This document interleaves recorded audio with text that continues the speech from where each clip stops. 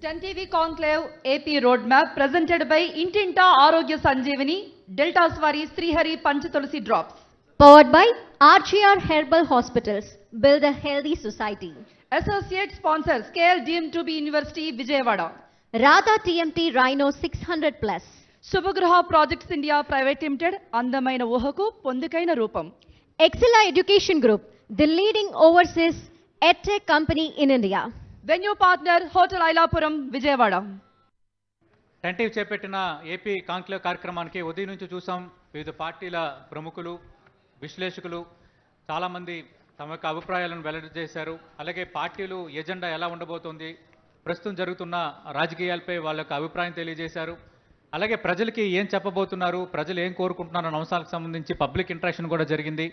ఇప్పుడు మనతో పాటు లైవ్లో జాయిన్ అవుతున్నారు మాజీ మంత్రి, తెలుగుదేశం పార్టీ నేత, ప్రముఖ బీసీ నేతగా గుర్తింపు పొందిన కొల్లు రవీంద్ర గారు. కొల్లు రవీంద్ర గారిని వేదికపై రావాల్సిందిగా కోరుతున్నాం.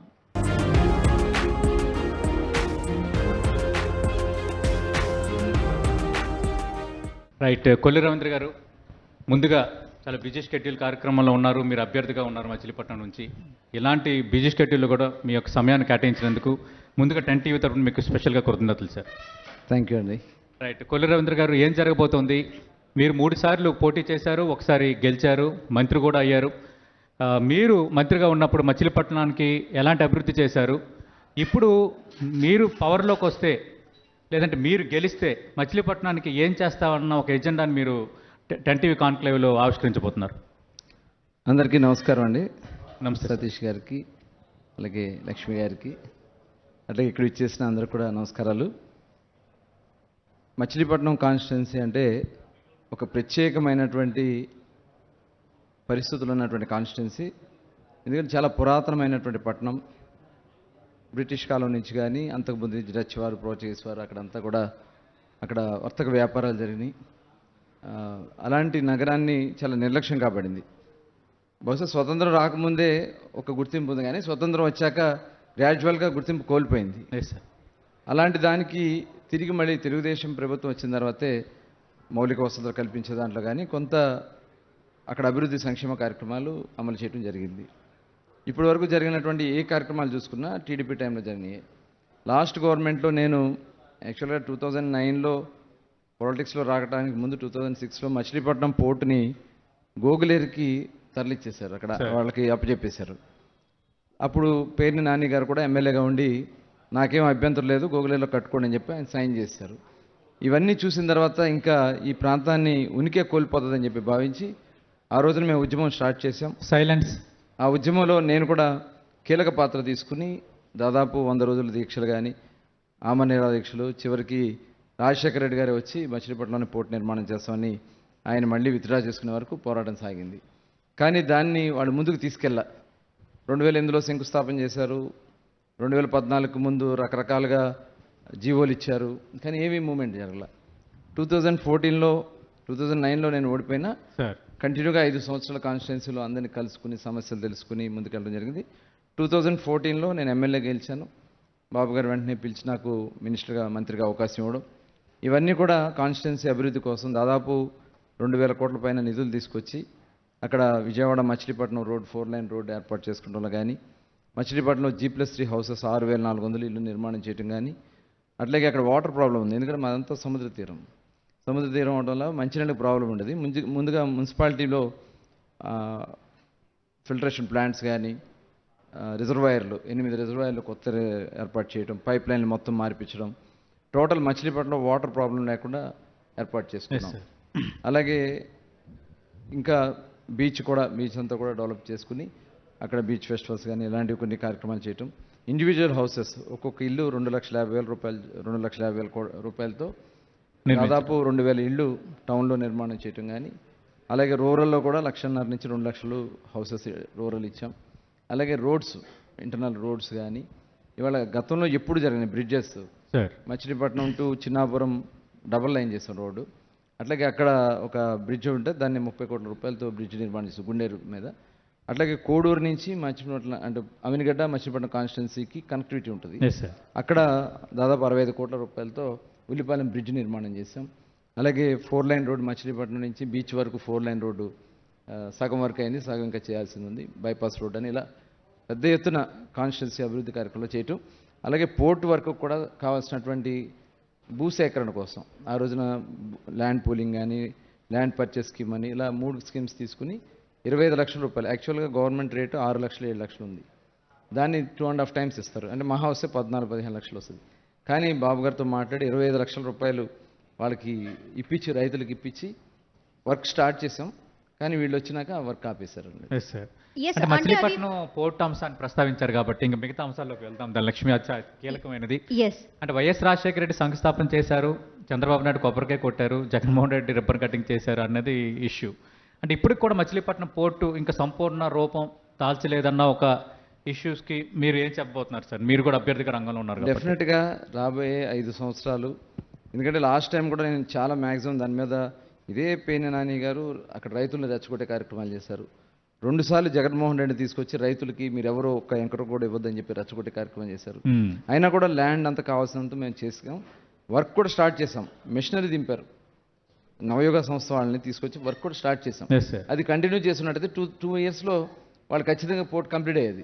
కానీ మా దురదృష్టం ఏంటంటే వీడు రివర్స్ టెర్రర్ ఈ పెడుతుంది. పోర్ట్ అంశం అనేది ప్రతిసారి ఎలక్షన్ ఎజెండాగానే మారుతుంది అనే దాని మీద ఏం చెప్తారు? నేను ఎలక్షన్ ఏజెంట్ కదా, ఎందుకంటే మేము గవర్నమెంట్ వచ్చిన దగ్గర నుంచి మా టైంలో 2014లో బాబు గారితో మాట్లాడి మచిలీపట్నం అర్బన్ డెవలప్మెంట్ అథారిటీ అని ఒక సంస్థను ఏర్పాటు చేసాం. ముడా సంస్థ. Yes sir. ముడాని ఏర్పాటు చేసి ముడా పరిధిలో మచిలీపట్నం కాన్స్టిట్యున్సీలో ఉన్నటువంటి అన్ని మండలం టౌన్ ఉంటుంది. ఇవన్నీ కలిపి రేపు రాబోయే కాలంలో అక్కడ ఉన్నటువంటి అవసరాలు, టూరిజం కింద రిసార్ట్స్ కానీ ఇవన్నీ డెవలప్ చేయటం, పోర్టును డెవలప్ చేయటం, ఇవన్నీ కూడా ఒక ఎజెండా పెట్టాం. పోర్ట్ ఆధారిత పరిశ్రమలు ఏర్పాటు చేయటం, ఈ 3 అంశాలు మేము తీసుకున్నాం. తద్వారా ఎంప్లాయ్మెంట్ క్రియేట్ చేయాలనేది మా లక్ష్యం. ఒక మాస్టర్ ప్లాన్ కూడా తయారు చేసుకున్నాం. ఓకే. మా బ్యాడ్ లక్ ఏంటంటే ఈరోజు గవర్నమెంట్ పోవడం, అక్కడ మేము కూడా రాకపోవడం, ఈ 2 కూడా మాకు ఇదైంది. మాకు ఇప్పుడు క్లియర్, నో ప్రాబ్లం. వచ్చిన వెంటనే డెఫినెట్గా చేసేదానికి పూర్తి.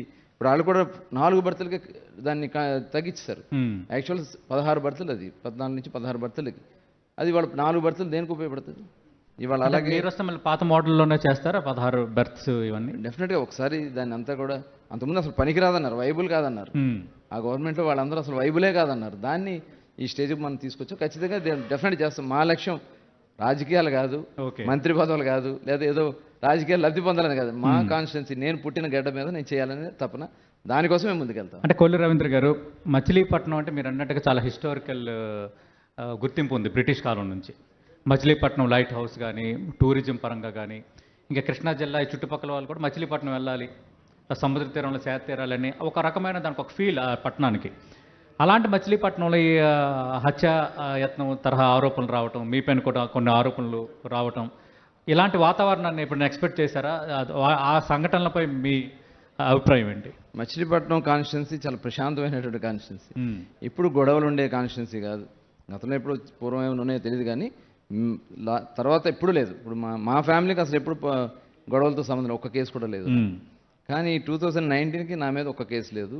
2014కి ముందు నా మీద ఈ ధర్నా కేసులు ఈ తప్ప వేరే కేసులు లేవు. 2019లో కూడా అవన్నీ కూడా దాదాపు క్లియర్ అయినాయి. 19 నుంచి ఇప్పటికి 24 కేసులు పెట్టారు, మర్డర్ కేసుతో సహా పెట్టారు నా మీద. ఇదేంటంటే ఒక కక్షపూరితమైనటువంటి పరిస్థితులు వస్తూ ఉన్నాయి. ఇవాళ కూడా ఇప్పుడు పేరు నాని గారు వాళ్ళ కొడుకుని గెలిపించుకోవాలనే దీంతో చిన్న చిన్న పిల్లల్ని గంజాయి బ్యాచ్ని మెయింటైన్ చేస్తున్నారు. సంఘ విద్రోహ శక్తులు తయారయ్యి వాళ్ళని తీసుకొచ్చి దాడులు చేయటం, కొట్టడం, పోలీస్ స్టేషన్లో పడేయడం రీసెంట్గా కూడా చాలా జరిగింది. అమాయకుల్ని అనమాట. ఏంటంటే ఇలాంటి సంస్కృతి గతంలో ఎప్పుడు లేదు, ఇది ఇప్పుడు బాగా పెరిగిపోయింది. దెబ్బలు తిన్న వాళ్ళ పోలీస్ స్టేషన్కి వెళ్తే పోలీసులే వీళ్ళ మీద ఎదురు కేసులు పెట్టి జైలు పంపించిన సందర్భాలు ఉన్నాయి. ఇలాంటి పరిస్థితి సంస్కృతి. అంటే మీరు తలపడిన సీనియర్ నేత పేరుని నాని, ఆయన కాకుండా ఈసారి ఆయన తనని రంగంలో దించారు. ఎలా ఫీల్ అవుతున్నారు? పోటీ గురించి కాదు. ఇవాళ ఆయన ఏంటంటే కొడుకుని అందరం ఎక్కించాలని రకరకాలైనటువంటి చేయకూడని కార్యక్రమాలు చేస్తున్నారు. నేను చూశాను. పట్టాలు, దొంగ పట్టాలు రోడ్డు మీద ఇల్లు వేసుకుని ఉన్నారు. వాళ్ళకి ఏదైనా ఆల్టర్నేట్ నువ్వు చూపించాలి. రోడ్ల మీద వేస్తే ఎప్పటికీ రావు. అలాగే చెరువుల్లో వేస్తే ఎప్పటికీ రావు. ఏదైతే మనకి సుప్రీంకోర్టు ఇచ్చినటువంటి ఆర్డర్ ప్రకారం వాగులు, వంకలు రోడ్ల మీద వేసినాటికి ఎప్పటికి కూడా మాస్టర్ ప్లాన్లో మార్చాలి. అది జరగదు. అలాంటి దాంట్లకి పట్టాలు ఇస్తే తప్పేండి అని చెప్పి మాట్లాడుతున్నారు. అంటే కొడుకుని ఎక్కించుకోవాలని. అవి కూడా దొంగతనంగా ఎంఆర్ఓ ఆఫీస్లో రాస్తామంటే మేము వెళ్తే ఆ కట్టలు ఇచ్చుకుని పారిపోతారు. ఆ కట్టలు ఇచ్చుకుని పారిపోవడం ఏంది? అట్లాగే అసైన్ ల్యాండ్స్ మొత్తం కూడా నేను మీకు పట్టాలు ఇచ్చేస్తానని చెప్పి దొంగ పట్టాలు తయారు చేసి ఇచ్చేటం. మేము వెళ్ళినప్పుడు 5,000 పట్టాలు దొరికినాయి. ఆ రోజున జేసీ గారిని పంపించి ఇమీడియట్గా అవన్నీ కూడా సీసీ ఇచ్చారు కలెక్టర్ గారు. ఇట్లా చాలా అనమాట. ఇది దాడులు చేపిస్తాం, వాళ్ళకి ఏదో మభ్య పెట్టడం, ఉద్యోగాలని చెప్పి ఇలా మోసం చేస్తా కార్యక్రమం చేస్తాం. రవీంద్ర గారు ఇప్పుడు కూటమిగా ముందుకు వెళ్తున్నారు. ఈ నేపథ్యంలో కూటమిపై అభిప్రాయాలు ఏంటి? కూటమి అవసరమైంది. ఎందుకంటే ఈ రాష్ట్రంలో ఒక అరాచక ప్రభుత్వం అందరి మీద దాడులు చేయటం, కేసులు పెట్టడం, అదొక పక్కన వస్తే పూర్తిగా రాష్ట్రాన్ని భ్రష్టు పట్టించారు. ఏ ఒక్క యువత ఉన్నారు, యువతకు ఉద్యోగాలు లేవు. మాయమాటలు చెప్పారు, మేము వస్తే ఉద్యోగాలు ఇస్తాం, 2,30,000 ఉద్యోగాలు భర్తీ చేస్తాం, ప్రతి సంవత్సరం జాబ్ క్యాలెండర్ తీస్తాం అన్నాడు. ఒక్క క్యాలెండర్ తీయలే. సాక్షి క్యాలెండర్ తప్ప ఏ క్యాలెండర్ లేదు ఈ ప్రభుత్వంలో. మహిళల్ని మోసం చేశాడు. యువతని, మహిళని, ఉద్యోగస్తులు. నేను వస్తే అంత పని అన్నా సిపిఎస్ వారం రోజుల్లో రద్దు చేస్తున్నారు. అయిపోయింది, గవర్నమెంట్ అయిపోయింది, ఇంతవరకు సిపిఎస్ లేదు. ఉద్యోగస్తుల మీద కక్ష సాధింపు చర్యలు. ఇలా చెప్పాలంటే అన్నీ ఉన్నాయి. ఈ పరిస్థితిలో ఈ రాష్ట్రాన్ని కాపాడాలంటే కూటమి అవసరం. ఏదైతే వాళ్ళ మైనస్లు మీకు ప్లస్ అవుతాయి అన్న విధంగా ఆలోచిస్తున్నారా, లేదంటే ఏంటి? లేదమ్మా, ఇది రాష్ట్రాన్ని కాపాడుకోవాలి మనం. ఈ రాష్ట్రాన్ని కాపాడుకోవడం కోసం పవన్ కళ్యాణ్ గారు కూడా వ్యతిరేక ఓటు చీలకూడదని ఆయన ఫస్ట్ నుంచి చెప్తా ఉన్నారు. ప్రభుత్వ వ్యతిరేక ఓటు చీలకూడదు అనేది ఆయన చెప్తా ఉన్నారు. ఈరోజు మళ్ళీ రాష్ట్రాన్ని మనం ముందుకు తీసుకెళ్లాలంటే ఇవాళ ఉన్నటువంటి దాదాపు 13-14 లక్షల కోట్లు అప్పు అయిపోయింది రాష్ట్రం. ఈ రాష్ట్రాన్ని మళ్ళీ మనం ముందుకు తీసుకెళ్ళాలి, ప్రజలకు సంక్షేమం అందించాలి, అభివృద్ధి చేయాలంటే కేంద్ర సపోర్ట్ కావాలి మనకి. దానికోసం ఇవాళ భారతీయ జనతా పార్టీతో కలుస్తుంది. ఎందుకంటే ప్రత్యామ్నాయం కనపడుతుంది కేంద్రంలో కూడా. బీజేపీకి మించి ప్రత్యామ్నాయం కనపడలేదు కాబట్టి. 2014లో కూడా మీరు బీజేపీతో కలిశారు, తర్వాత మళ్ళీ ఎన్డీఏ నుంచి బయటకు వచ్చారు. కానీ కొన్ని విభజన హామీలు నెరవేరలేదు. ఇప్పుడు స్పష్టమైన హామీ ఇవ్వగలరా? భారతీయ జనతా పార్టీతో పొత్తు కుదుర్చుకున్నాం కాబట్టి, కూటమి కట్టాం కాబట్టి, ఏపీకి రావాల్సిన ప్రత్యేక హోదా కానీ, అలాగే 10 ఏళ్ళు అవుతుంది పునర్వ్యవస్థీకరణ చట్టం వచ్చి, విభజన హామీలు ఖచ్చితంగా మీరు నెరవేరుస్తామని చెప్పగలరా?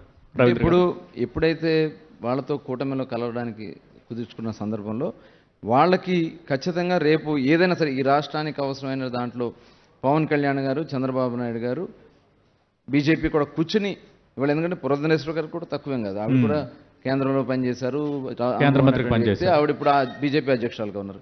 కాబట్టి ఈ ముగ్గురు జోడి ఖచ్చితంగా ఈ ఆంధ్ర రాష్ట్రానికి ఉపయోగపడదని ఖచ్చితంగా చెప్పగలం. అది ఏ రకంగా చేస్తారనేది భవిష్యత్తులో ఒక రోడ్ మ్యాప్ వాళ్ళు క్రియేట్ చేసుకుంటారు. దానికి అవసరమైతే స్పెషల్ పర్పస్ వెహికల్ ఏర్పాటు చేసుకుని ఈ రాష్ట్రాన్ని డెవలప్ చేయాలనేది లక్ష్యం. దానికోసం ఈ కూటమి అనేది అవసరం. అంటే కోల రవీంద్ర గారు, మీరు మంత్రికి కూడా పనిచేశారు కాబట్టి పరిపాలనాపరమైన అనుభవం చాలా ఎక్కువ ఆటోమేటిక్గా ఉంటుంది. ఇక్కడ సంక్షేమ పథకాలు ఏ రాష్ట్రం చేయనట్టుగా సంక్షేమ పథకాలు చేశాము. సంక్షేమ పథకాలు లబ్ధిదారులు ఓట్లేస్తే చాలు వైఎస్ఆర్ కాంగ్రెస్ పార్టీ విజయం సాధిస్తుందని వైఎస్ఆర్ కాంగ్రెస్ పార్టీ నేతలు అంటున్నారు. క్రీమ్, క్యాస్ట్, రిలీజియస్ ఏది తేడా లేకుండా అందరికీ సంక్షేమ పథకాలు ఇచ్చామని చెప్తున్నారు. కొన్ని లెక్కలు కూడా తెర ముందుకు తెస్తున్నారు. దానిపై మీ కామెంట్ ఏంటి? అంటే సంక్షేమ పథకాలే మనిషిని నడిపిస్తాయి అంటే అది చెప్పలేం. ఎందుకంటే మేము కూడా ప్రచారంలోకి వెళ్తున్నటువంటి సందర్భంలో రేపు మనం వస్తే ఈ సంక్షేమ కార్యక్రమాలు వాళ్ళు ఇచ్చి కంటిన్యూ చేస్తాం, మేము కూడా అదనంగా ఇస్తామంటే మాకు సంక్షేమ కార్యక్రమాలు వద్దాయా, రాష్ట్రం బాగుండాలి. ఇవాళ ప్రతి ఒక్కరి నోట మాట, ఎందుకంటే నేను పర్సనల్ ఎక్స్పీరియన్స్గా నేను చెప్తా ఉన్నాను. పథకాలతో మాకు పని లేదు, మాకు ఈ రాష్ట్రంలో మా అభివృద్ధి కావాలి, మా పిల్లలకు భవిష్యత్తు బాగుండాలి. పథకాలు ఇస్తే 10,000 ఇస్తే ఎన్ని రోజులు వస్తుంది? లేకపోతే ఒక ఇల్లు ఇస్తే ఎన్ని రోజులు ఆ ఇంట్లో ఉండగలుగుతారు? రేపు వాళ్ళకి ఫ్యూచర్ కావాలి, భవిష్యత్తు కావాలి. ఆ భవిష్యత్తును క్రియేట్ చేయగలిగిన నాయకుడు నారా చంద్రబాబు నాయుడు గారిని విశ్వసిస్తాను. మీరు కూడా మరి ఎందుకు అదే తరహా పథకాలను ప్రకటిస్తున్నారు? ఇప్పుడు సూపర్ 6 కానీ, అలాగే వాలంటీర్లు 10,000 ఇస్తామంటాం కానీ, ఇవన్నీ అంటే ఇప్పుడు ఉన్నటువంటి పరిస్థితుల్లో పెరిగినటువంటి ధరలకి ఆడబిడ్డలు వంటలు చేసుకునే దగ్గర లోపల వాళ్ళు పడే బాధని కొంత మనం సపోర్ట్ చేయాలి గవర్నమెంట్ నుంచి. చేసి ఆర్థికంగా వాళ్ళని నిలబెట్టుకునేలాగా చేయగలిగితే వాళ్ళలో కూడా ఒక ధైర్యం వస్తుంది. దానికోసమే ఇవాళ ఈ 1,500 రూపాయలు ఇవ్వడం అనేది. అలాగే పిల్లల చదువు విషయం ఉంది. 2 పిల్లలు ఉంటారు, ఒక పిల్లోనే చదివించుకోవాలా, ఇంకో పిల్లోని మరి ఎవరు చదివిస్తారు? అదే ఉద్దేశంతో ఎంతమంది పిల్లలు ఉన్నా చదివించాలనేది చంద్రబాబు నాయుడు గారి యొక్క ఆలోచన. అట్లాగే ఈరోజు వస్తున్నటువంటి గ్యాస్ సిలిండర్స్ రేట్లు పెరిగినాయి, దానికి ఒక 3 సిలిండర్స్ మనం సపోర్ట్ చేయాలనేది. ఇలాగే మరి బస్సు ప్రయాణం ఇవన్నీ కూడా. అంటే రవీంద్ర గారు, అది ఇప్పుడు వైసీపీ అదే ప్రస్తావిస్తుంది. అంటే గతంలో అమ్మఒడి కానీ మిగతా పథకాలు కింద మేము ప్రజలకు డబ్బులు ఇస్తున్నప్పుడు పప్పు బెల్లాల్లా పనిచేస్తున్నారు, మరో శ్రీలంక చేసేస్తున్నారని టీడీపీ ఆరోపించింది. ఇప్పుడు అదే టీడీపీ మా పథకాలనే మళ్ళీ అమలు పరుస్తామని చెప్తోంది అని వైఎస్ఆర్ కాంగ్రెస్ అంటే ఎదురుదాడి చేస్తుంది. ఇప్పుడు జగన్మోహన్ రెడ్డి గారు సంక్షేమ పథకాలు ఇచ్చారు, ఆదాయ వనరులు ఏవి చెప్పండి? ఈ 5 సంవత్సరాల్లో ఈ రాష్ట్రానికి ఇదిగో నేను ఈ ఇండస్ట్రీ తీసుకొచ్చా, దీనివల్ల ఈ ఆదాయం వచ్చింది. అప్పులు చేసుకుంటే వెళ్ళి పథకాలు ఇచ్చారు తప్ప ఆదాయం సృష్టించి పథకాలు ఇవ్వలేదు కదా. రేపు ఖచ్చితంగా మాకు పూర్తి నమ్మకం, విశ్వాసం ఉంది. చంద్రబాబు నాయుడు గారు, పవన్ కళ్యాణ్ గారు కేంద్ర ప్రభుత్వ సహకారంతో ఆంధ్ర రాష్ట్రంలో ఆర్థిక వనరులు సృష్టిస్తారు. ఆ ఆర్థిక వనరులు ప్రజలకు పంచుతారు. అంటే ఇక్కడ ఏదైతే వెనకబడి ఉన్నాము అని మీరు చెప్తున్నారో అభివృద్ధి విషయంలో, మరి ఆ విషయంలో మీ స్ట్రాటజీస్ ఏంటి? ఏ విధంగా మీరు ఆదాయ వనరులు సృష్టించగలము అన్న ప్లాన్ ఏదైనా అంటే ముందుగానే సంపద రెడీ సృష్టిస్తా చేసుకున్నారు? ఉంటున్నారు కదా, ఎలా సృష్టించబోతున్నారు? ఇప్పుడు ఎందుకంటే మనం చూసాం లాస్ట్ 5 years గవర్నమెంట్లో మేము ఉన్నప్పుడు బాబు గారు 13 జిల్లాలుగా ఉన్నది రాష్ట్రం. 13 జిల్లాల్లో ప్రతి జిల్లాలో ఉన్నటువంటి అక్కడ డెవలప్మెంట్ చేసి ఎంప్లాయ్మెంట్ క్రియేట్ చేయగల వాటిని మేము అభివృద్ధి చేసాం. ఇప్పుడు పోలవరం ఉంది. పోలవరం నిజంగా జరిగినట్టయితే గ్రావిటీ ద్వారా ఇవాళ ఎన్ని లక్షల ఎకరాలు ఇవాళ కల్టివేషన్లోకి వచ్చి ఉండేవి. ఇవాళ పోలవరం నాశనం చేశారు. ఇవాళ రాజధాని ఉంది, అమరావతి ఉంది. నిజంగా అమరావతికి నిర్మాణం జరుగున్నట్టయితే ఎంత ఇక్కడ ఎన్ని కంపెనీస్ వచ్చాయి, ఎంతమంది వచ్చి ఎంప్లాయ్మెంట్ క్రియేట్ అయ్యేది, ఎంత దానివల్ల ఆదాయాలు వచ్చాయి. ఇవాళ చూడండి, తెలంగాణలో ఆదాయం మేజర్ ఆదాయం 60% తెలంగాణ, హైదరాబాద్. అట్లాగే బెంగళూరు ఉంది, చెన్నై ఉంది. ఇవన్నీ కూడా ఆర్థిక రాజధానులుగా అవన్నీ కూడా ఉన్నాయి. ఇప్పుడు మనం ఏంటంటే చంద్రబాబు నాయుడు గారి ఆలోచన అమరావతిని డెవలప్ చేసుకోవాలి, అటు విశాఖపట్నాన్ని కూడా ఒక అక్కడ ఆదాయ వనరులుగా దాన్ని క్రియేట్ చేసుకోవాలి. అన్ని జిల్లాలు, ఇప్పుడు తిరుపతి ఉంది, తిరుపతిలో అక్కడ ఎలక్ట్రానిక్ కానీ కంప్యూటర్స్ సంబంధించింది కానీ అక్కడ మ్యానుఫ్యాక్చరింగ్ యూనిట్స్ ఇలాంటివన్నీ కూడా ఒక స్పెషల్గా మనం క్రియేట్ చేయాలి. మా ఏరియా ఉంది, కోస్టల్ అంతా కూడా ఉంది. పోర్ట్స్ డెవలప్మెంట్ చేసుకుంటే పోర్ట్స్కి చాలా భవిష్యత్తు ఉంది. ఆల్రెడీ మేము పోర్ట్స్ డెవలప్ చేస్తున్నాము, షిప్పింగ్ హార్బర్లు రాబోతున్నాయి. మరో 1 year పోతే అభివృద్ధి అంటే ఏంటో చూడబోతున్నారు. మేము చేస్తున్న అభివృద్ధిని ఒక వర్గం చూపించట్లేదు, మాట్లాడట్లేదని వైఎస్ఆర్ కాంగ్రెస్ పార్టీ అంటుంది. ధైర్యంగా చెప్పండి, ఈ 5 సంవత్సరాల్లో వాళ్ళు ఏం సృష్టించారు, ఎంతమందికి ఎంప్లాయ్మెంట్ క్రియేట్ చేశారు, ఎంత ఆదాయం వచ్చిందో జగన్మోహన్ రెడ్డి గారు చెప్పనండి. 2 లక్షలకు పైగా ఉద్యోగాలు ఇచ్చామంటున్నారు. ఏ ఉద్యోగాలు? వాలంటీర్ ఉద్యోగాలు, సచివాలయ ఉద్యోగాలు, తర్వాత మెడికల్ డిపార్ట్మెంట్ ఉద్యోగాలు ఇచ్చాము. ఎందుకంటే ఇదే కాన్క్లేవ్ లో ఈ రోజు ఉదయం సజ్జల రామకృష్ణారెడ్డి, ఆ పార్టీ ప్రభుత్వ సలహాదారుగా ఉన్న వ్యక్తి వచ్చారు. ఆయన చెప్పిన వివరాలు. ఇవాళ బాబు గారి ఆలోచన ప్రకారం ఐటీ ఉద్యోగాలు వస్తే వాళ్ళ జీతాలు ఎంత, ఇవాళ వీళ్ళు ఇచ్చినటువంటి వాలంటీర్ జీతాలు ఎంత, ఇవాళ ఈయన్ని నమ్మి చాలామంది గ్రామాలు మంచి మంచి ఇంజనీరింగ్ చేసిన వాళ్ళు, పీజీలు చేసిన వాళ్ళు వాళ్ళు వచ్చేసి గ్రామాల్లో ఉండి చేసుకోవాలని తప్పంతో వాళ్ళందరూ వచ్చారు.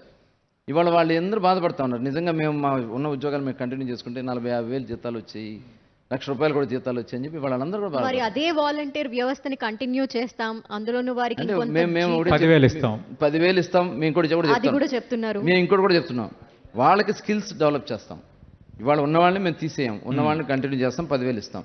అక్కడి నుంచి వాళ్ళకి స్కిల్స్ ఇచ్చి, వాడికి ఏది ఇంట్రెస్ట్ ఉంటే దాంట్లో స్కిల్ ఇచ్చి వాళ్ళని ప్రమోట్ చేయాలనేది మా ఆలోచన. అంటే వాలంటీర్ వ్యవస్థని ఒకనొక టైంలో కించపరిచారు, అదే వాలంటీర్ వ్యవస్థని మేము వస్తే కంటిన్యూ చేస్తాం, 10,000 ఇస్తామంటున్నారు.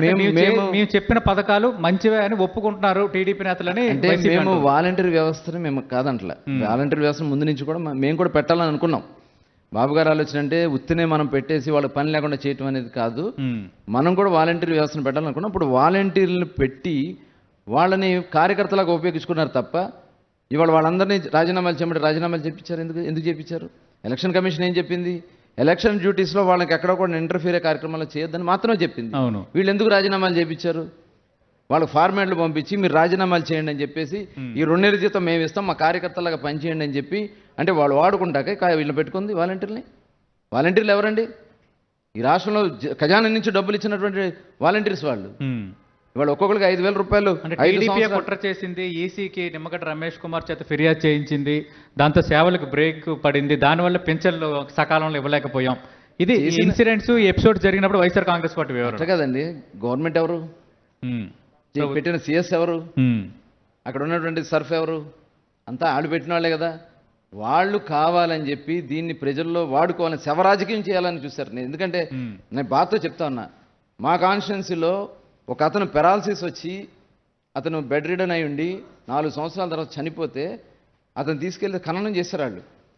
వెళ్ళి ఆ సమాధి పడి అయ్యో పెన్షన్కి వెళ్ళి చచ్చిపోయాడని చెప్పి అది క్రియేట్ చేయాలని ప్రయత్నించి, ఎందుకంటే శవరాజకీయాలు ఏమి ఉంటుంది. మొన్న చూసే జగన్ రెడ్డి వస్తా ఉంటే మంచం మీద ఎత్తుకెళ్తా ఉన్నారు బాడీని. ఏంది ఇది? మీరు సచివాలయ ఎంప్లాయీస్ ఉన్నారు, ఒక్కో సచివాలయం నిమిత్తం సుమారుగా ఒక 10 మంది ఎంప్లాయీస్ ఉంటారు. ఒక్కొక్కరికి 40 ఇచ్చినా 400 పెన్షన్స్ మించి ఉండదు ఒక సచివాలయం పరిధి. ఆ 10 మందితో ఇప్పించవచ్చు కదా. వాళ్ళు వాలంటీర్స్తో ఇప్పించొద్దు అన్నారు కానీ బాధ్యత కలిగిన ఎంప్లాయీస్తో ఇవ్వచ్చు. అది చీఫ్ సెక్రటరీ చేయాల్సింది. ఇదంతా ఏంటంటే శవరాజకీయాలు. జగన్మోహన్ రెడ్డి చూసాం కదా, గులకరాయ్ అట్టగే ఉంటుంది. అంటే కొల్లు రవీంద్ర గారు, ముఖ్యమంత్రి ఈ మధ్యన మనం చూసాం సిద్ధం సభలు కానీ ఎక్కడికి వెళ్ళినా 2014లో మీరు ఇచ్చిన మేనిఫెస్టోని పదే పదే ప్రస్తావిస్తున్నారు. అంటే చంద్రబాబు నాయుడు హామీ ఇస్తారు కానీ నెరవేర్చరు, మేము నెరవేర్చే హామీలు ఇస్తామని కంపారిజన్ తెస్తున్నారు ప్రతి సందర్భంలో. దానిపై మీ కామెంట్ ఏంటి? మేము మేనిఫెస్టోలో పెట్టిన అంశాలే కాదు, మేనిఫెస్టోలో పెట్టని అంశాలు కూడా చాలా చేశాం. నేను ఈ ముఖ్యమంత్రి గారిని అడుగుతా ఉన్నాం, ఈ 5 సంవత్సరాల్లో ఏ ఒక్క వర్గాలకి మీరు ఉపాధి కల్పించారా? బీసీ కార్పొరేషన్ ఉంది, ఎస్సీ కార్పొరేషన్ ఉంది, మైనార్టీ కార్పొరేషన్ ఉంది. గతంలో అమలు జరిగినటువంటి విదేశీ విద్య ఏమైందండి? ఇవాళ ఎంతమందిని విదేశాలకు పంపించారని మేము ఎంతమంది పంపించాం చెప్పమనండి. ఇవాళ మేనిఫెస్టో గురించి మాట్లాడే అర్హత ఉంది ఈ ముఖ్యమంత్రి జగన్మోహన్ రెడ్డి గారికి? ఇవాళ బీసీ కార్పొరేషన్ పెట్టాడు, 56 కార్పొరేషన్ పెట్టాం మేము. ఆయన పెట్టాడు, ఒక్క పైసాన్న కార్పొరేషన్ రిలీజ్ చేశాడా ఈ 5 సంవత్సరాల్లో? ఇవాళ కేవలం ఓట్ బ్యాంక్ రాజకీయాలకు మాత్రమే మాట్లాడుతుంటారు. ఇవాళ ప్రజలకు ఆల్రెడీ అర్థమైంది. ఆయన ఎన్ని చెప్పినా ఇవాళ, ఎందుకంటే ఆయన సిద్ధం సభలకు వచ్చిన జనాలే కనపడుతున్నాయి, ఆయన రోడ్ షోకి వస్తున్నట్టు జనాలే తెలుస్తుంది. అంటే రైతు రుణమాఫీ అని అన్నారు చంద్రబాబు నాయుడు, అది చేయలేదు. నిరుద్యోగ భృతి అన్నారు, అది నెరవేర్చలేదు. మహిళలకి కొంత మొత్తాన్ని ఇస్తామన్నారు పెళ్లి చేసుకుంటే, అది ఇవ్వలేదు. ఇలా ముఖ్యమంత్రి అంత లిస్ట్ అంతా ఏకవరో పెడుతున్నారు. అట్లా కదండి, చూపించమనండి. ఎందుకంటే మేము ఇచ్చాం. ఇప్పుడు పెళ్లి కానుక మేము ఇచ్చాం ఆడపిల్లలకి. ఓకే. అలాగే రైతు భరోసా, ఏదైతే రైతులకు ఇవ్వాల్సినటువంటి రైతు రుణమాఫీ, దాన్ని విడతల వారికి చేశాం. 1 టైం 50,000 లోపు ఉన్నది 1 టైం చేశాం, మిగతాది విడతల వారికి చేశాం. లాస్ట్ ఇన్స్టాల్మెంట్ ఆయన ఆపేశాడు. అట్లాగే మేము ఆడపిల్లలకి చదువులకు కానీ, వాళ్ళకి కావాల్సినటువంటి స్కాలర్షిప్స్ కానీ, ఇవన్నీ కూడా చాలా కార్యక్రమాలు మేము చేశాం. ఇదే కాదు, ఒక వ్యక్తి చనిపోతే ఆ వ్యక్తి కుటుంబానికి రోడ్డున పడకుండా 2 లక్షల రూపాయలు చంద్రన్న బీమా కింద తీసుకెళ్ళి వాళ్ళకి డబ్బులు ఇవ్వడం జరిగేది. చనిపోయిన రోజు 5,000 రూపాయలు తీసుకెళ్ళడం జరిగింది. ఎందుకంటే నేను కొన్ని ప్రాంతాలకు వెళ్ళినప్పుడు గవర్నమెంట్ అయిపోయిన తర్వాత 2 రోజులు బాడీలు ఇళ్లలో పెట్టుకున్నారు, దహన సంస్కారాలు డబ్బులు లేక. చుట్టుపక్కల వాళ్ళు వచ్చి తలొక 5,000, 100 రూపాయలు, 200 రూపాయలు వేసి అలా చేసినాయి. అలాంటి ఎందుకు ఆపేసేయాలి? నీ పేరు పెట్టుకో, నీ తాత పేరు పెట్టుకో, అలాంటి స్కీములు అమలు చేయొచ్చు కదా. ఈయనేదో నేను మేనిఫెస్టో చేశాను, ఏం చేశారు? అయితే సీఎం జగన్ ఇదే చెప్తున్నారు ప్రతిసారి కూడా. ఒక్క ట్రేడ్ మార్క్ ప్రోగ్రామ్ గురించి, పథకం గురించి కూడా టీడీపీ ఎందుకు ప్రకటించలేకపోతుంది, అప్పుడు చేసిన వాటి గురించి ఎందుకు నొక్కి చెప్పలేకపోతుంది అని ఒక్క పథకమైనా గుర్తొస్తుందా? ఇది ముఖ్యమంత్రి స్ట్రైట్ కామెంట్. మా నవరత్నాలు రీచ్ అయినంతగా మీ పథకాలు రీచ్ అవ్వలేదు, అలా చెప్పుకోవడానికి ఒకటి కూడా లేదు. నేను ఒక ఎగ్జాంపుల్ చెప్పా, చంద్రన్న బీమా చెప్పా. ఇవాళ ఆ చంద్రన్న బీమా మించింది లేదు, అది ఒకటి చాలు. ఇలాంటి చాలా కార్యక్రమాలు మేము చేసాం. దుల్హన్ స్కీమ్, ముస్లిం మహిళలు పెళ్లిళ్ళు చేసుకుంటే మేము డబ్బులు ఇచ్చాం. దానికి వీళ్ళు ఏం పెట్టారు, 10th క్లాస్ చదివితేనే వాళ్ళ పెళ్లిళ్ళకి డబ్బులు ఇస్తామని పెట్టారు. ఏదో వంకతో కట్ చేయటమే. ఇవాళ నాయ బ్రాహ్మణ సోదరులు ఇస్తారు. రాష్ట్రంలో ఎంతమంది ఉన్నారు, ఎంతమంది నువ్వు ఇస్తున్నావు? చేనేత కార్మికులారు, వాళ్ళకి నిజంగా వాళ్ళకి రావాల్సినటువంటి సెంట్రల్ గవర్నమెంట్ స్కీమ్స్ నుంచి వచ్చే డబ్బులు తీసుకుంటే ఒక్కొక్క 1,00,000, 2 లక్షల రూపాయలు వస్తాయి వాళ్ళు పని చేసుకున్న దాన్ని బట్టి. నువ్వు 13,000 రూపాయలు ఇచ్చి చేతులు దులుపుకున్నావు. సో మరి చెప్పుకోవటానికి పథకాలు ఉండి చేసిన పనిని చెప్పుకోవటంలో, ఆ విమర్శల్ని తిప్పికొట్టడంలో టీడీపీ నేతలు మరి ఎక్కడైనా వెనకబడ్డారనుకోవాలి. 2019లో జగన్మోహన్ రెడ్డి చేసిందంటే కుల రాజకీయం. కులాల పేరు చెప్పి కులముద్రలేసి, ఇదిగో 38 మంది డిఎస్పీలని ట్రాన్స్ఫర్ చేశాడు, ఒకే సామాజిక వర్గాన్ని వేసుకున్నాడని తప్పుడు ప్రచారాలు, సోషల్ మీడియాలో ప్రచారాలు. దానికి తోడు ఇంకో టీం ఉంది కదా, పికే టీం, వాళ్ళు చేసేదంత దుష్ప్రచారం ఇంకోటి లేవు. పింక్ డైమండ్ చంద్రబాబు నాయుడు గారు తిరుపతిలో ఉన్నటువంటి వెంకటేశ్వర పింక్ డైమండ్ చంద్రబాబు నాయుడు గారి ఇంట్లో ఉందని చెప్పారు. ఇవాళ వాళ్ళకి ఆ కేసును విత్డ్రా చేసుకోవడానికి ప్రయత్నం చేశాడు విజయసాయిరెడ్డి గారు. ఇలాంటి దుష్ప్రచారాలు ఉంటాయి, తప్పుడు ప్రచారాలు చేసి పోలవరంలో డబ్బులు చంద్రబాబు నాయుడు గారు కమిషన్లు కొట్టేశాడని లోకేష్ గారు. అంటే పోలవరం ప్రస్తావన తెచ్చారు కాబట్టి, అంటే పోలవరం ఆలస్యానికి టీడీపీయే కారణం, నిర్మాణ విషయంలో అవకతవకలు పాల్పడడం వల్ల సమస్య వచ్చింది, దాన్ని సరిచేయటం వల్ల ఆలస్యం అయింది. మేము తెలుగుదేశం పార్టీలాగా పోలవరం ఈ టైం కంప్లీట్ అయిపోతుందని మేము చెప్పము, ఎందుకంటే అది జరగదు కాబట్టి అన్నట్టు ఒక కామెంట్ చేశారు. అంటే ఇప్పుడు చెప్తున్నారా? అట్లా కాదు, కేంద్ర ప్రభుత్వమే చెప్పింది. పోలవరం కమిటీ ఉంది కదా, వాళ్ళు చెప్పింది 72% వర్క్ కంప్లీట్ అయిందని చెప్పి వాళ్ళు చెప్పారు. ఏది 2019కి. 2019లో వీళ్ళు వచ్చాక ఎంత పర్సెంట్ చేశారు? అక్కడ ఎంత నాశనంగా చేయటం వల్ల అక్కడ ఏదైతే అవన్నీ కూడా కూలిపోవడం జరిగింది. ఇవాళ దాన్ని ఎత్తుపోతల పథకం కింద మార్చేశాడు కదా. ముఖ్యమంత్రి చేతకాంతనం అది. ఓకే. ఇదే మంత్రులు అసెంబ్లీ సాక్షిగా చెప్పారు 2021లో పోలవరం అనిల్ కుమార్ చేస్తామని యాదవ్ అనిల్ పాత కుమార్, ఇరిగేషన్ మినిస్టర్ పలికారు. ప్రకటన. ఇవన్నీ కూడా ఉమ్. ఇప్పుడు కూడా అదే చెప్తున్నారు. రేపు ఖచ్చితంగా ఈ రాష్ట్రంలో పోలవరం కంప్లీట్ కావాలంటే చంద్రబాబు నాయుడు గారు రావాలి. ఓకే. చంద్రబాబు నాయుడు గారు వస్తేనే ఈ పోలవరం కంప్లీట్ అవుతుంది. అంటే కొల్లు రవీంద్ర గారు, ఇంకా పొలిటికల్గా మనం చూస్తే తెలుగుదేశం పార్టీకి చంద్రబాబు నాయుడుకి ఈసారి ఎలక్షన్స్ డూ ఆర్ డై అంటున్నారు. ఈసారి గెలిస్తే నిలుస్తారు, లేకుంటే ఏం జరుగుతుందో తెలియదన్న ఒక వాదనకు మీ సమాధానం ఏంటి? 100% గెలుస్తున్నాం, దాంట్లో ఇంకా అనుమానం ఉంది. ఉమ్. ఈ రాష్ట్రం కోసం, ఈ రాష్ట్ర ప్రజల కోసం 74 ఏళ్ల వయసులో జైలుకు పంపించారని ఈ ముఖ్యమంత్రి 53 రోజులు చేయని పాపానికి. అంటే మమ్మల్ని అందరూ పంపించాడు, నన్ను 54 రోజులు పెట్టాడు రాజమండ్రి జైలు. ఉమ్. సరే మా మీద తప్పుడు కేసులు పెట్టాడు సరే, కానీ అంత పెద్ద వయసులో ఈ రాష్ట్రాన్ని ప్రపంచ స్థాయిలో నిలబెట్టినటువంటి వ్యక్తిని రాజమండ్రి జైల్లో పెట్టించి ఒక సామాన్యమైనటువంటి వ్యక్తిని చేసినట్లుగా చేశాడంటే ఇంకా అంతకంటే ఏం చెప్పాలి? ఇవాళ ఈ రాష్ట్రం అవసరం, ఈ రాష్ట్రానికి చంద్రబాబు నాయుడు గారు అవసరం, ఈ రాష్ట్ర ప్రజలు కోరుకుంటుంది చంద్రబాబు నాయుడు గారిని. 100% గవర్నమెంట్ ఫామ్ చేస్తున్నాం. అంటే బాబు జైలుకి వెళ్ళడానికి బీజేపీ కూడా ఒక కారణం అని మీ పార్టీ క్యాడర్లోనే కొందరిలో ఒక అభిప్రాయం ఉంది. దానిపై మీ సమాధానం ఏంటి? అంటే ఈ ముఖ్యమంత్రి ఎంత దుర్మార్గుడు అంటే సొంత బాబాయిని హత్య చేశాడు. వాళ్ళు సిబిఐ వాళ్ళు అరెస్ట్ చేస్తాకొస్తే కేంద్ర ప్రభుత్వం, మరి సిబిఐ అంటే సెంట్రల్ గవర్నమెంట్ నుంచి వచ్చింది, వాళ్ళనే చేయనివ్వకుండా ఎన్ని ముప్పతిప్పలు పెట్టాడు. ఇది కూడా జగన్మోహన్ రెడ్డి వాంటెడ్గా చేసిన, బాబు గారిని బయటికి రానివ్వకుండా చేయాలి, ఎలక్షన్లో వరకు కూడా రాకుండా చేయాలని రకరకాల ఎత్తుగళ్ళు వేసాడు. కానీ ఎప్పటికైనా న్యాయం ధర్మం గెలుస్తుంది. అంటే కొల్లు రవీంద్ర గారు, ఇంకొక చర్చ జరుగుతుంది. అంటే తెలుగుదేశం పార్టీ క్యాడర్లో అంటే జనసేన టీడీపీ కలిసి వెళ్ళుంటే బాగుండేది, బీజేపీని యాడ్ చేసుకోవటం వల్ల కొంత ఇబ్బంది ఉంది అన్న కొందరు పార్టీ క్యాడర్ అభిప్రాయపడుతున్నట్టు ఒక చర్చ జరుగుతోంది. అంటే వాళ్ళకి సీట్లు ఇవ్వటం కానీ, 6 ఎంపీలు ఇవ్వటం కానీ. అంటే పొత్తులో వెళ్ళాల్సినటువంటి దాని ముందు ఎన్డీఏతో మేము ఇప్పుడు ఈ కొత్తగా ఇప్పుడు పెట్టుకోవడం కాదు, 2014లో పెట్టుకున్నాం. అంతకుముందు వాజ్పేయి గారు ఉన్నప్పుడు కూడా పొత్తు బీజేపీతో ఉంది. పెట్టుకున్నారు, వచ్చారు, మళ్ళీ పెట్టుకున్నాం. ప్రస్తుతం ఉన్నటువంటి పరిస్థితుల్లో ఈ రాష్ట్రానికి అవసరం ఉంది, కేంద్రం సపోర్ట్ కావాలి. కేంద్రం సపోర్ట్ కావాలంటే వారిని కూడా మనం భాగస్వాములు చేయాలి. దానికోసమే బీజేపీతో వెళ్ళాం. అయితే ఫస్ట్లో ఉన్నటువంటి అపోహ ఏంటంటే బీజేపీ వస్తే ముస్లిం ఓట్లు దూరం అవుతాయనో, లేకపోతే క్రిస్టియన్ ఓట్స్ దూరం అవుతాయి అని చెప్పి అపోహ. వాళ్ళకు కూడా ఒక నమ్మకం ఉంది, నమ్మకంతో పాటు జగన్మోహన్ రెడ్డి అనే భయం ఉంది.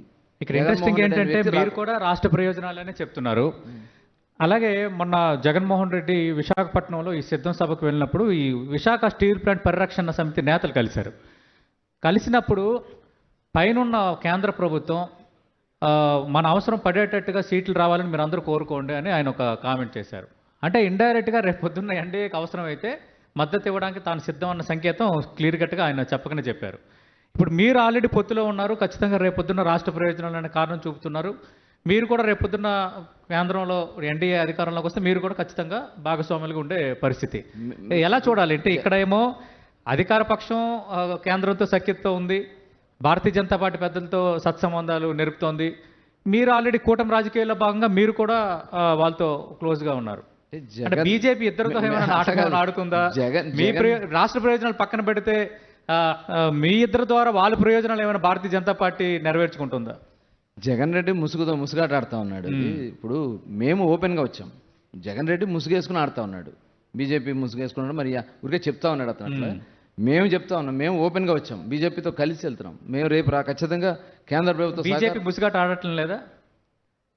అదేం లేదు మాకు తెలిసి. వాళ్ళు ఎందుకంటే ఓపెన్గా రారు, వచ్చారంటే పర్ఫెక్ట్గా ఉంటారు. దాంట్లో మా పూర్తి నమ్మకం, విశ్వాసం ఉంది. ప్రధాని మోదీ చిలకలూరుపేట వచ్చారు, మంత్రులపై మాట్లాడారు కానీ ముఖ్యమంత్రిపై మాట్లాడలేదు అన్నది కొందరు తెలుగుదేశం పార్టీ ఒకసారి మాట్లాడేస్తారు, ఇంకా సభలు ఉన్నాయి కదా ఆయన ప్రచారం కోసం వస్తారు. అనేక సందర్భాల్లో కూడా ఎక్కడా కూడా జగన్ పై విమర్శలు చేసినట్టు మోదీ ఎప్పుడు కనిపించలేదు. ఈ నేపథ్యంలో ఆ సఖ్యత ఇంకా కంటిన్యూ అవుతుంది అనే అనుమానాలే ఉన్నాయి. ముందుంది అసలు పండగ చూద్దరు. కానీ నేను జగన్మోహన్ రెడ్డి ఎంత ఇదంటే, నాకు 25 పార్లమెంట్కి 25 పార్లమెంట్లు ఇవ్వండి, మెడలో వంచి తీసుకొస్తాడు. ఈ నెల సాష్టాంగం పెట్టుకొచ్చాడు. 28 మంది ఉన్న రాజ్యసభ సభ్యులు, కానీ ఏదైనా 30 మంది పైన వాళ్ళకున్నారు. 11 మంది రాజ్యసభ సభ్యులు, 22 మంది లోక్సభ సభ్యులు ఉన్నారు. 33 మంది 33 మంది ఉన్న చేసింది సాధించింది శూన్యం, సున్నా. ఇంకా అతను నమ్మే పరిస్థితి ఎవరు లేరు. ఖచ్చితంగా ఈ రాష్ట్రాన్ని మళ్ళీ నిలబెట్టాలనేది ఏకైక లక్ష్యంతో తెలుగుదేశం, జనసేన, భారతీయ జనతా పార్టీ సపోర్ట్తో 100% ఈ రాష్ట్రంలో గవర్నమెంట్ మేము ఫామ్ చేస్తున్నాం. అనుక్షణం అనగొట్టిన వ్యక్తి జగన్మోహన్ రెడ్డి. అనేక మందిని దారుణంగా హత్యలు చేశాడు. అనేక అంటే మందిని మీకంటే ఎక్కువ సీట్లు ఇచ్చాం బీసీలు కానీ లెక్కలు కూడా చూపిస్తున్నారు వైఎస్ఆర్ అంటే కాంగ్రెస్ బీసీలని అనగదొక్కేసి బీసీలని సర్వనాశనం చేసి పదవులు ఇచ్చామని చెప్తే నమ్మే పరిస్థితి ఉంటుందా? ఉమ్. ఇవాళ మాకు రావాల్సినటువంటి బీసీల రిజర్వేషన్ అన్నగారు 20% రిజర్వేషన్తో స్టార్ట్ అయింది, 34% ఇచ్చింది చంద్రబాబు నాయుడు గారు. దాన్ని 10% కోసి 16,500 మందికి రాజ్యాంగపరంగా రావాల్సినటువంటి కుర్చీలు లేకుండా చేసినటువంటి వ్యక్తి ఈ ముఖ్యమంత్రి జగన్మోహన్ రెడ్డి. ఉమ్. కార్పొరేషన్ నిర్వీర్యం చేశాడు, కేసులు అమాయకులు బలి చేశాడు. చిన్న చిన్న వాళ్ళు ఇప్పుడు 15 సంవత్సరాలు ఉన్నటువంటి బిడ్డ రేపల్లెలో అమర్నాథ్ గౌడ్ని పెట్రోల్ పోసి తగలబెట్టేశారు వైసీపీ నాయకులు. ఇది చెప్పాలంటే చాలా. అభ్యర్థుల ఎంపికలోనే ఇక్కడ చంద్రబాబు కొంత పార్షియాలిటీ చూపించారు అని అధికార పక్షం చెప్తోంది. మరి దీని మీద ఏమనుకోవాలి అంటే పార్షాలిటీ కాదమ్మా, ఇప్పుడు గెలుపు మాకు అవసరం, మ్మ్. గెలుపు కావాలి కాబట్టి గెలవడానికి సరిపడినటువంటి క్యాండిడేట్ మేము తయారు చేసుకోవాలి. రేపు పొద్దున బీసీలకు న్యాయం చేయాలన్నా, ఎస్సీలకు న్యాయం చేయాలన్నా, మైనార్టీస్కి న్యాయం చేయాలన్నా అక్కడ ప్రభుత్వం ఉంటేనే కదా గెలవాల్సింది ఉంది. ప్రజల నుంచి కోరిన అభ్యర్థుల్ని బాబు గారు పెట్టడం జరిగింది. అంటే తెలుగుదేశం పార్టీ అంటేనే బీసీల పార్టీగా ఒక గుర్తింపు. కానీ ఆ బీసీ ఓట్ బ్యాంక్ని జగన్మోహన్ రెడ్డి సగం వరకు క్రాస్ చేసుకోగలిగాడు, తన వైపు తిప్పుకోగలిగాడు అన్నది వైఎస్ఆర్ కాంగ్రెస్ పార్టీ నేతలు లెక్కలతో సహా కొన్ని చెప్తున్నారు. అదేమైనా తెలుగుదేశం పార్టీ గ్రహించిందా? నిజంగా బీసీలు కొంత సోషల్ ఇంజనీరింగ్ కావచ్చు, వాళ్ళ వ్యూహం కావచ్చు, కొంత అటువైపు వెళ్ళినట్టు కొంత ఒప్పుకుంటారు. అంటే గతంలో 2019లో మభ్యపెట్టాడు, కొంత నమ్మారు, కొంత నమ్మలేదు కానీ కొంత నమ్మారు. దాని మీద కొద్దిగా అతను బెనిఫిట్ పొందాడు. కానీ ఈ 5 సంవత్సరాల్లో ఎంత నష్టపోయారు అన్నది ప్రతి ఒక్కరికి ఇవాళ తెలిసింది. దానికోసమే బాబు గారు దీని మీద ఒక ప్రత్యేక కార్యక్రమాలు తీసుకుని మేము 56 కూడా బీసీ కన్వీనర్గా పెట్టారు కదా పార్టీ. 54 సాధకార కమిటీలు ఏర్పాటు చేసి రాష్ట్ర వ్యాప్తంగా పర్యటన చేసి ప్రతి ఒక్కరిలో కూడా చైతన్యం తీసుకొచ్చి వాళ్ళు ఇచ్చినటువంటి ఫీడ్బ్యాక్తోనే ఒక డిక్లరేషన్ తయారు చేశాం. ఆ డిక్లరేషన్ ఖచ్చితంగా బీసీల బ్రతుకుల్లో ఒక వెలుగునివ్వడానికి కారణం అవుద్దనేది ఖచ్చితంగా. అంటే మేనిఫెస్టో త్వరలో ప్రకటించబోతున్నారు కదా, దీనికి సంబంధించి ప్రకటన ఏమైనా ఉండదు? ఆల్రెడీ బీసీ డిక్లరేషన్ అయిపోయింది. మేనిఫెస్టోలు ఇంకా అదనంగా వస్తాయి. ఓకే, ఖచ్చితంగా ఈ బీసీ డిక్లరేషన్ మేము ఏదైతే ఇచ్చామో 10 అంశాలు మెయిన్ అందరికి సంబంధించినవి, అవి అమలు చేస్తే బీసీల్లో రాబోయే కాలంలో ఒక మంచి లీడర్షిప్ తయారవుతుంది, వాళ్ళకు ఒక నమ్మకం కుదురుద్ది. అలాంటి డిక్లరేషన్ బాబు గారు ఇచ్చారు. బాబు గారికి కూడా పవన్ కళ్యాణ్ గారికి ఈ సందర్భంగా కూడా ధన్యవాదాలు తెలియజేస్తాం. Right, thank you Kollu Ravindra గారు. Thank you. విలువైన సమయం అటెంటివ్ కేటాయించారు. మనం చూస్తున్నాం మాజీ మంత్రి మచిలీపట్నం తెలుగుదేశం పార్టీ అభ్యర్థి, అలాగే చంద్రబాబు నాయుడు కుటుంబానికి అత్యంత సన్నిహిత నేత కొల్లు రవీంద్ర గారు చెప్తున్నారు ఖచ్చితంగా ఈసారి కూటమిదే విజయం. వైఎస్ఆర్ కాంగ్రెస్ పార్టీ సంక్షేమం చేసిన అభివృద్ధి ఎక్కడ ఉంది, ఉద్యోగాల కల్పన ఎక్కడ ఉంది అన్న అంశాన్ని ప్రస్తావిస్తున్నారు. అలాగే మచిలీపట్నంకి సంబంధించి ఖచ్చితంగా మచిలీపట్నం పోర్టుకి ఎలాంటి ఆటంకాలు లేకుండా ప్రారంభించడం మా హయాంలోనే జరగబోతుందన్న ఒక స్పష్టమైన హామీ కూడా ఇస్తున్నారు. చూద్దాం ఏం జరగబోతుందో.